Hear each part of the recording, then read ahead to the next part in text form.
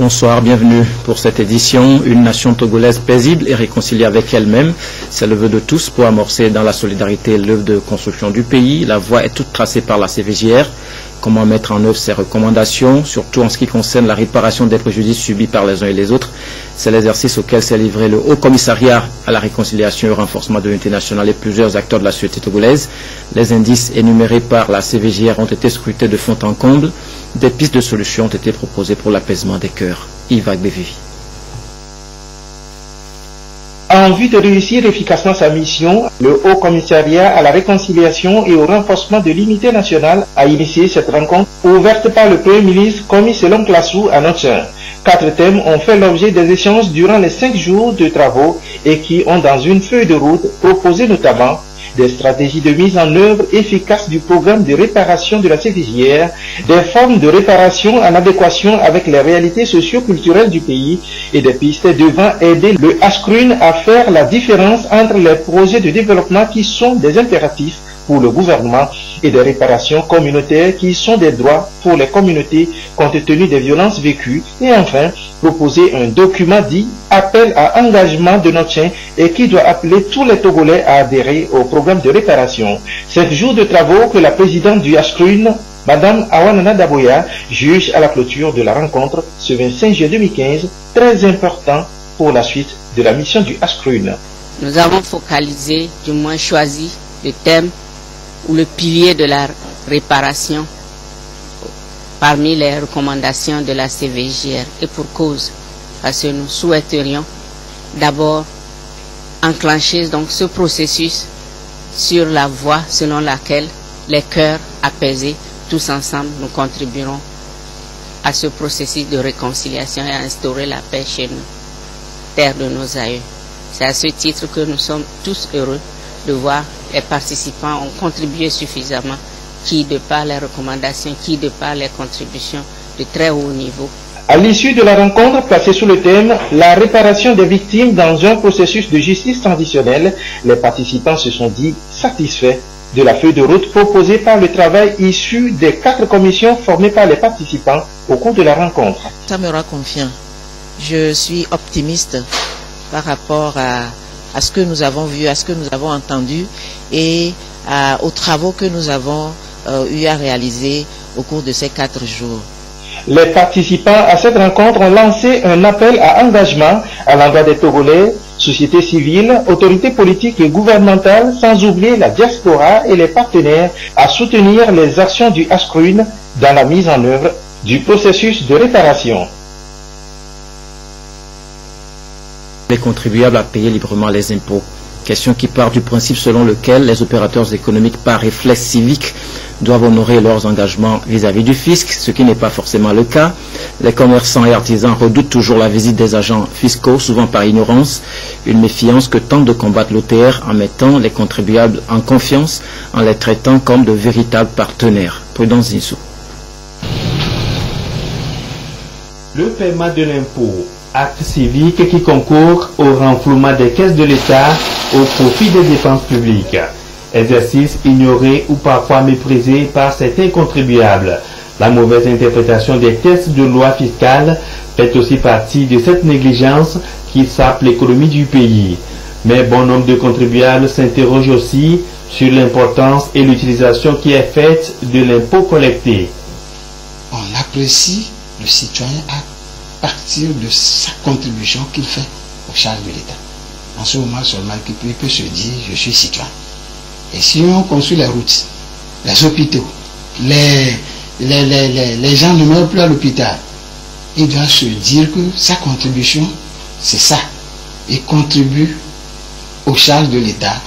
Il fait en sorte que, désormais, il y ait des médicaments à l'hôpital, que des routes soient construites, que les besoins sociaux des populations soient réalisés. Avec la mise en place de l'Office togolais des recettes OTR pour assainir les finances publiques et mobiliser plus de ressources pour l'État, de nouvelles mesures ont été introduites dans le système de collecte des impôts. Le contact humain avec les fonds collectés est beaucoup plus réduit et il y a plus de célérité dans les transactions avec l'informatisation des procédures. Les contribuables sont aussi traités comme des partenaires de l'OTR. Ce ne sont plus nos caissiers qui encaissent, qui collectent l'impôt, mais c'est des professionnels.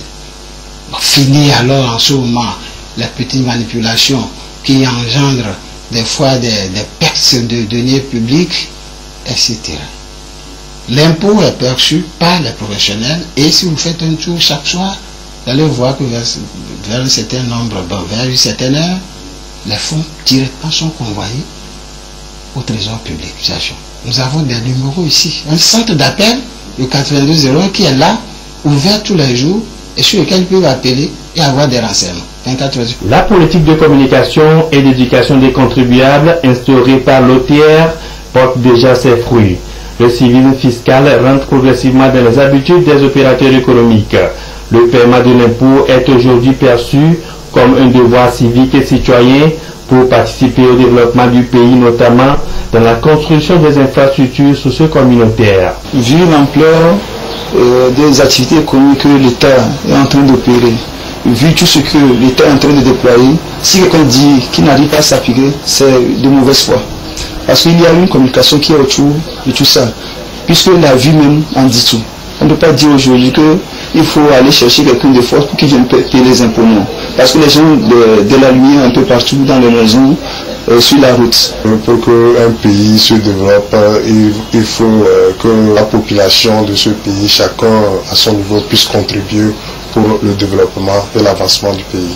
Par rapport aux nouvelles stratégies qu'a instauré l'OTR, nous trouvons que les activités, ça facilite le paiement plus rapide. L'OTR compte renforcer sa stratégie de communication et de sensibilisation afin d'accompagner les contribuables à mieux comprendre l'impôt et à l'adopter plus facilement.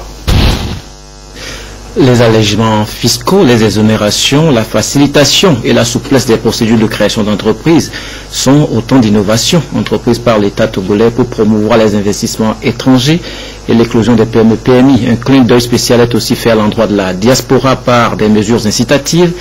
Eh bien, l'ONG Vision Solidaire s'approprie le concept. Elle a lancé la 4e édition de la campagne Niawezon, cap d'accueil par excellence des Togolais de la diaspora en vacances au Togo. Les explications de Clarisse Atikle. Le retour de la diaspora togolaise au pays est de plus en plus facilité par des mesures incitatives mises en place par le gouvernement.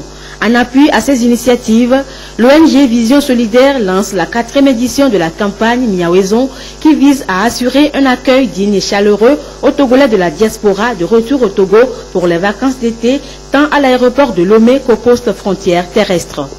Cette campagne couvre l'aéroport international Gnassingbé Yadéman de Lomé, le poste de frontière d'Aflao. À ces points stratégiques, nous avons des volontaires qui sont déployés pour distribuer des guides d'accueil aux Togolais de la diaspora et les informer sur les mesures incitatives prises par le gouvernement togolais pour faciliter le retour de la diaspora et les investissements de la diaspora au Togo. Nous aurons également à entretenir la diaspora de retour sur les mesures au niveau fiscal et au niveau des douanes dont ils peuvent bénéficier pour leur investissement au Togo. Les jeunes volontaires, 11 au total, seront donc positionnés à l'aéroport international Gnassingbé Yadéman et à la frontière d'Aflao pour apporter une assistance aux Togolais de l'étranger. Ils seront par la même occasion sensibilisés sur la nécessité d'investir dans leur pays d'origine pour booster son développement. Si vous accueillez bien vos compatriotes qui sont à l'extérieur, ça veut dire qu'ils vont venir souvent. Donc ils viendront ici investir, il y a d'autres qui viennent pour investir, il y a d'autres qui viennent juste pour transférer leur savoir-faire, leur connaissance.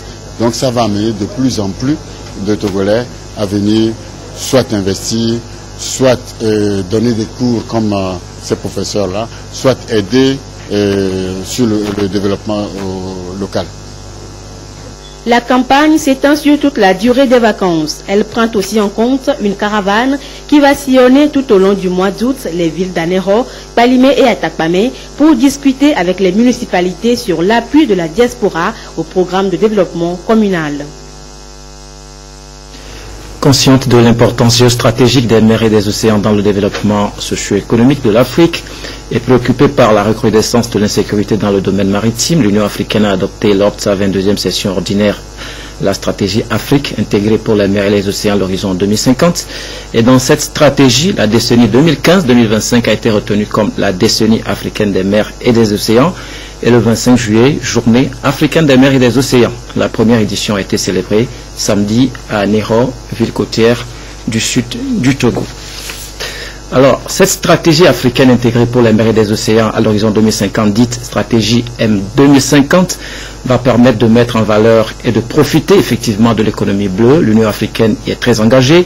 Les mers et les océans constituent donc une source énorme de richesses à exploiter. De plus amples détails avec Edem Sousoupo. Les océans et les mers constituent un vaste espace d'échanges commerciaux.